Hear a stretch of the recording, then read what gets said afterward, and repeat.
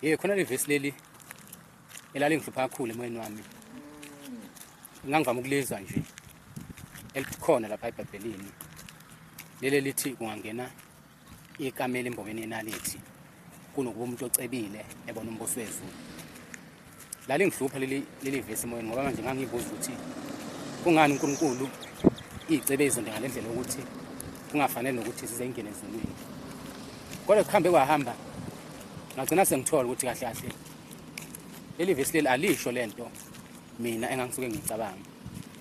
Leli verse leli lalikuveza ukuthi kahle kahle kunzima ukuthi umuntu ocebile ekholwe. Hayi kodwa ukuthi umuntu ocebile ngeke nezobona umbuso wezulu. Ngoba akhona amakholwa nje othola ukuthi acebile kodwa manje ayakholwa futhi. Kodwa manje ngokwaleli vangeli leli noma leli verse leli laqonda ukuveza ukuthi kunzima kabi ukuthi umuntu ethi ecebile ephinde futhi ehluphe ngoNkulunkulu. Hayi kodwa ukuthi umuntu ocebile ngeke nezekholwa.